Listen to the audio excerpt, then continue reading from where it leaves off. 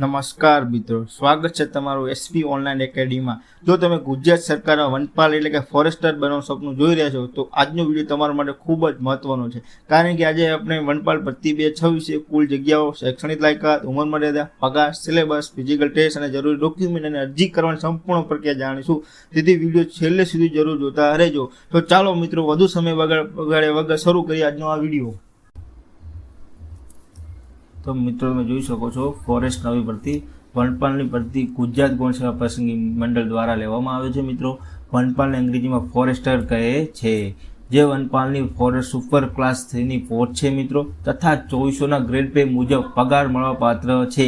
Gujarat forest વિભાગમાં વનપાલની post એક અધિકારી લેવલની પોસ્ટ છે, તથા આ પોસ્ટ પર દરેક ઉમેદવારનું સપનું હોય છે મિત્રો, વનપાલની ભરતી પર 2 સ્ટાર હોય છે।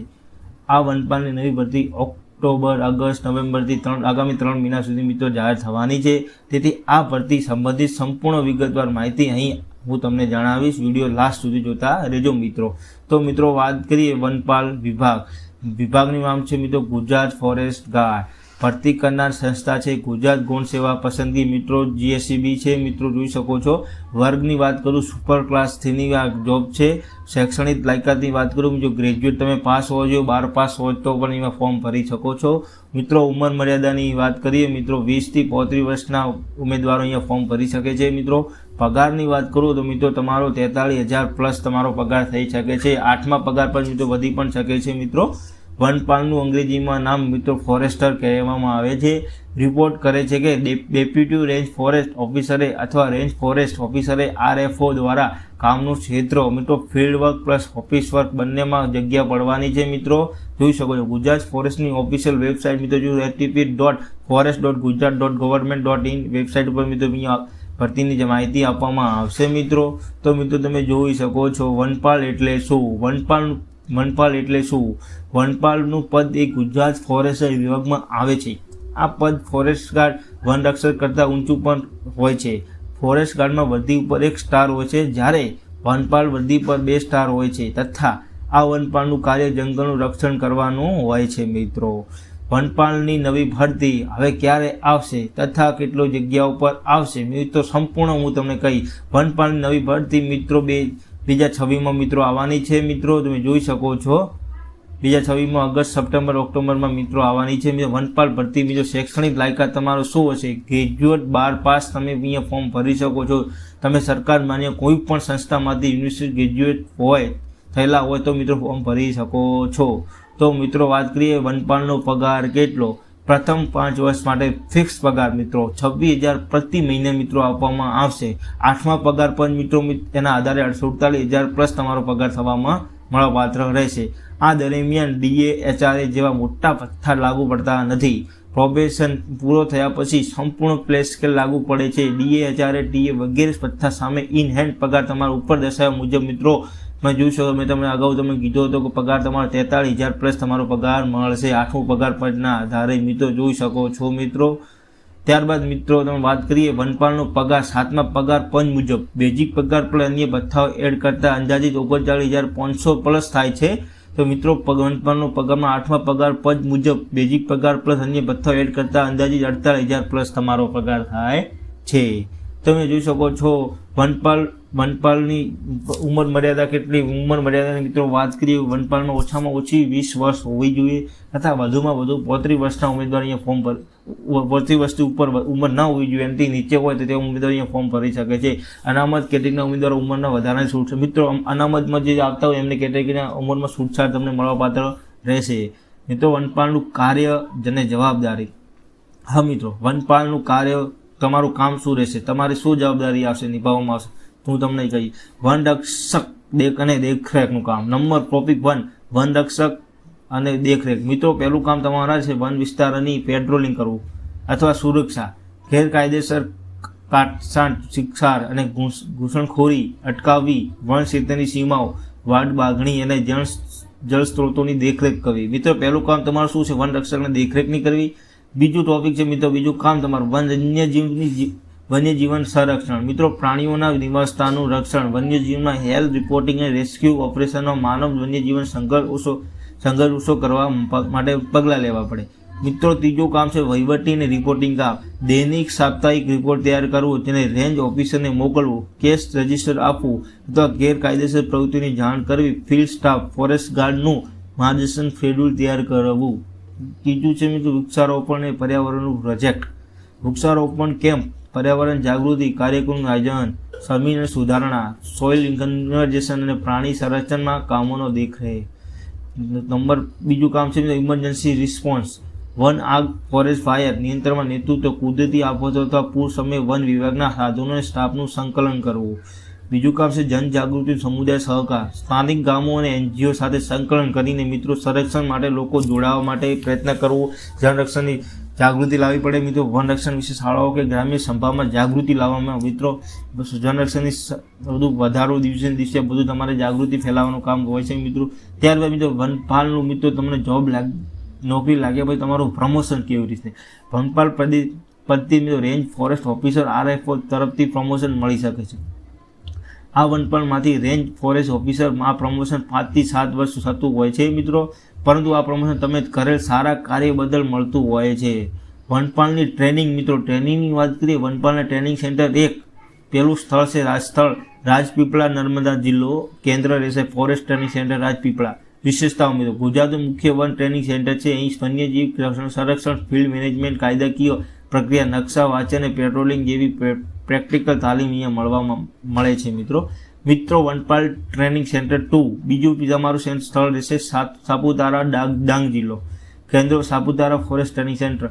વિશેષતાઓ ઘન વિસ્તારમાં વચ્ચેનું કેન્દ્ર, પ્રેક્ટિકલ ફિલ્ડ અને એક્સરસાઇઝ અને વન્યજીવ અવલોકન માટે ઉત્તમ સ્થળ છે મિત્રો. તો મિત્રો વાત કરીએ વનપાલ ભરતી મળવાપાત્ર વધારાના માર્ક્સ. BSc ફોરેસ્ટમાં કરેલ હોય તો મિત્રો દેખો BSc તમે કરેલું હોય મિત્રો, BSc ફોરેસ્ટ્રીમાં કરેલું હોય તો લેખિત પરીક્ષાનો જે તમે માર્ક્સ મેળવો છો તેના પર વધારાના 10% માર્ક્સ તમને મળવાપાત્ર થશે. તો મિત્રો તમે ધોરણ 1 થી 8 પર તમે ભણતા હો ત્યારે NCC કરીને કોર્સ આવતો હોય તો જે મિત્રો NCCનો કોર્સ કરેલો હોય તેને લેવલ C પ્રમાણેનું સર્ટિફિકેટ હોય તો વધારાના 2 માર્ક્સ મળશે મિત્રો. તો મિત્રો જોઈ શકો છો વનપાલની ભરતીમાં પસંદગીની પ્રક્રિયા કેવી હોય છે. પહેલી તો લેખિત પરીક્ષા લેવામાં આવશે, શારીરિક કસોટી લેવામાં આવશે, ત્યારબાદ મેડિકલ ટેસ્ટ લેવામાં આવશે, ત્યારબાદ વોકિંગ ટેસ્ટ લેવામાં આવશે, ત્યારબાદ ફાઇનલ સિલેક્શન મિત્રો, ત્યારબાદ ફાઇનલ સિલેક્શન તમારું લેવામાં આવશે. તો મિત્રો વાત કરીએ વનપાલ લેખિત પરીક્ષાનો સિલેબસ. મિત્રો અમારે અગાઉ એક વિડીયો બનાવેલો છે આ ચેનલ ઉપર વનપાલ લેખિત પરીક્ષાનો સિલેબસ. તમારે જો આ વિડીયો સિલેબસનો વિડીયો જોવો હોય તો અમારે અગાઉ તમે ડિસ્ક્રિપ્શનમાં લિંક આપવામાં આવશે, તેથી તમે જોઈ શકશો મિત્રો. ત્યારબાદ મિત્રો વાત કરીએ મિત્રો જોઈએ લેખિત પરીક્ષા ઓફલાઈન રહેશે તથા MCQ વાળી રહેશે. આ લેખિત પરીક્ષા માર્ક આધારે મેરિટ બનશે તથા કુલ 15 ગણા ઉમેદવારો શારીરિક કસોટી માટે બોલાવવામાં આવશે. જો જગ્યા ન ભરાય તો વધારે ઉમેદવારો શારીરિક કસોટી માટે બોલાવવામાં આવશે. તો મિત્રો વાત કરીએ વનપાલ માટે શારીરિક યોગ્યતા. હા મિત્રો યોગ્યતા તમારે શું રહેશે શારીરિક કસોટી માટે. તો મિત્રો પુરુષો ઉમેદવારો માટે તો વાત કરીએ વર્ગ કાસ્ટની વાત કરીએ SC અને ST કેટેગરી મિત્રો માટે ઊંચાઈ તમારી રહેશે 155 સેન્ટીમીટર. જ્યારે મિત્રો છાતીની વાત કરીએ ફૂલા વગર 79 મીટર 79 સેન્ટીમીટર હોવી જોઈએ. જ્યારે ફૂલાવીને 84 માંથી 84 સેન્ટીમીટર હોવી જોઈએ. તો મિત્રો વજનની વાત કરીએ તો 15 મીટર 50 કિલોમીટર તમારું વજન હોવો જોઈએ. તો મિત્રો અન્ય કેટેગરી SC STના સિવાયના તમામ કેટેગરીના ઉમેદવારો માટે પુરુષોમાં ઊંચાઈ તો 163 સેન્ટીમીટર રહેશે. જ્યારે છાતી ફૂલાય વગર 79 સેન્ટીમીટર રહેશે મિત્રો. જ્યારે ફૂલાવીને 84 ને 84 સેન્ટીમીટર રહેશે 50 કિલોમીટર મિત્રો. છાતી અને વજન બંનેમાં સેમ રહેશે. જ્યારે ઊંચાઈમાં ડિફરન્ટ તમને જોવા મળશે. SC ST માટે 155 રહેશે.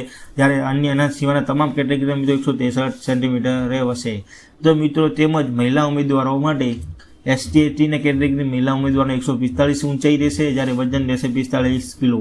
જ્યારે અન્ય કેટેગરીના મિત્રો ST સિવાય તમામ મહિલા ઉમેદવારો માટે 150 સેન્ટીમીટર રહેશે. જ્યારે 45 કિલો વજન રહેશે. તો મિત્રો વાત કરીએ વનપાલ શારીરિક કસોટી ફિઝિકલ ટેસ્ટ તમારે કેવી રીતે લેવામાં આવશે. તમે જોઈ શકો છો અહીંયા કોષ્ટક મિત્રો ફિઝિકલ ટેસ્ટ શારીરિક કસોટીના નવા નિયમો તમે જોઈ શકો છો. વિભાગ 1600 મીટર દોડ તો મિત્રો પુરુષોને 6 મિનિટમાં પૂરું કરવાનું રહેશે. મિત્રો એક સર્વિસમેન પુરુષ માટે 6.30 મિનિટમાં પૂરું કરવાનું રહેશે. તો મિત્રો 800 મીટર દોડ મહિલા ઉમેદવારોને લેવામાં આવશે. જ્યારે 4 મિનિટમાં તેમને પૂરું કરવાનું આવશે. જ્યારે જ્યારે મિત્રો એક સર્વિસમેન જ્યારે વિકલાંગ બીજા હોય તો એમાં મિત્રો માટે 4.20 મિનિટનો દોડ પૂરી કરવાની રહેશે. મિત્રો ઊંચો કૂદકો કરીને આવશે તો મિત્રો પુરુષોને પૂરું કરવાનું છે 4 ફૂટ 3 ઇંચનો કૂદકો મારવાનો રહેશે, જ્યારે મહિલાને રહેશે 3 ફૂટ. પણ જ્યારે એક સર્વિસમેનને 4 ફૂટ રહેશે, જ્યારે એક સર્વિસમેન મહિલાને રહેશે 2 ફૂટ અને 9 ઇંચ. તો મિત્રો લાંબો કૂદકો પુરુષોને રહેશે 15 ફૂટ, જ્યારે મહિલાને રહેશે 9 ફૂટ. એક સર્વિસમેન પુરુષને રહેશે 14 ફૂટ અને એક સર્વિસમેન મહિલાને રહેશે 8 ફૂટ. મિત્રો પુલઅપ છાતી તરફ હાથ પુરુષને 8 રહેશે, જ્યારે એક સર્વિસમેન પુરુષને 8 રહેશે. મહિલા ઉમેદવારો અહીંયા આવશે નહીં. મિત્રો રસા દોરડા કૂદ મિત્રો આવશે, ત્યારે મિત્રો પુરુષને આવશે 18 ફૂટ, જ્યારે મિત્રો એ મહિલાને આવશે નહીં. એક સર્વિસમેન પુરુષને રહેશે 18 ફૂટ, તો મિત્રો એક સર્વિસમેન મહિલાને આવશે નહીં. તો મિત્રો તેમજ મિત્રો જોઈ શકો છો તમે ફોર્મ ભરવા માટેની માહિતી મિત્રો જોઈ શકો છો મિત્રો વનપાલ ભરતીમાં ફોર્મ ભરવા માટે જરૂરી ડોક્યુમેન્ટ જોઈ શકો છો મિત્રો. પહેલાં તમારી જોડે આધાર કાર્ડ હોવું જોઈએ, ગ્રેજ્યુએટ માર્કશીટ હોવી જોઈએ, પાસપોર્ટ સાઇઝનો ફોટો હોવો જોઈએ, સહીનો ફોટો હોવો જોઈએ, ઈમેલ આઈડી હોવી જોઈએ, જાતિ દાખલો ફક્ત SC ST EWS માટે હોવો જોઈએ, જાતિનો દાખલો અને નોન ક્રિમિનલ જો OBC હોય તો એમને નોન ક્રિમિનલ દાખલો હોવો જોઈએ મિત્રો. તો મિત્રો વાત કરીએ વનપાલમાં ફોર્મ ભરવાની વેબસાઇટ. વનપાલ ભરતીમાં ભરતી ફોર્મ ભરવા માટેની ઓફિશિયલ વેબસાઇટ ojas.gujarat.government.in પર રહેશે. વનપાલ ભરતી છેલ્લે કયા વર્ષમાં આવી? બીજો વર્ષમાં 2013માં વનપાલ ભરતી આવી હતી. વનપાલ ભરતી સંબંધિત કેટલાક પ્રશ્નો છે. વનપાલ એટલે શું આગળ તમને મેં જણાવ્યું.